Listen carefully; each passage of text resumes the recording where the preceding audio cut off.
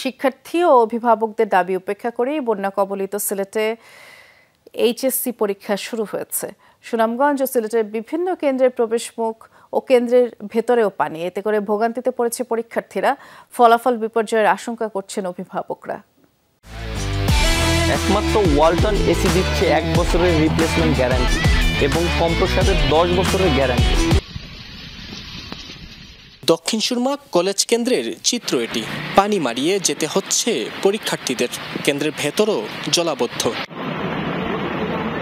এটি তুলনামূলক ভালো কেন্দ্রের চিত্র। বন্যা কবলিত দুর্গম এলাকার কেন্দ্রগুলোর অবস্থা আরও করুন। দুর্যোগপূর্ণ এমন পরিবেশে পরীক্ষা নেওয়ার পক্ষ নন শিক্ষার্থী ও অভিভাবকরা। আমরা কয়েকদিন আগেই বন্যার মাঝে গেছি, তো এই ক্ষেত্রে গাড়ি কিছুটা আছে, তারপর আল্লাহ ভরসা। মনে করেন ঘন্টা 2 ঘন্টা দাঁড়াই লইছি গাড়ির লেগে, গাড়ি পাই না, তারপর মোটরসাইকেলে আসছি।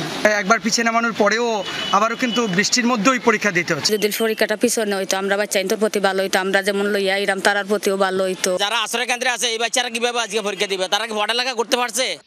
শিক্ষকরা বলছেন পরীক্ষার্থীদের পাশাপাশি কেন্দ্রগুলো প্রস্তুত নয়। এমন পরিস্থিতির কথা সংশ্লিষ্টদের জানিয়েও কোনো লাভ হয়নি। দীর্ঘদিন যাবৎ বন্যার পানিতে আমাদের ক্লাসরুমগুলো, ক্যাম্পাস এবং গেট নিমজ্জিত আছে। এই অবস্থায় আমাদেরকে পরীক্ষা নিতে হচ্ছে। সরকারি নির্দেশনা অনুযায়ী আমরা ব্যবস্থা করেছি, যেভাবেই হোক আমরা পরীক্ষা নেব, ছাত্রছাত্রীদের যাতে অসুবিধা না হয়। এখনও সুরমা কুশিয়ারার পানি বইছে বিপদ সীমার উপরে। জেলায় বন্যা কবলিত 5 লাখের বেশি মানুষ, আশ্রয় কেন্দ্রে আশ্রিত 9,000 বানভাসী। এ অবস্থায় এইচএসসি পরীক্ষায় বসেছে প্রায় 82,000 পরীক্ষার্থী। নাবিল হোসেন, যমুনা নিউজ, সিলেট।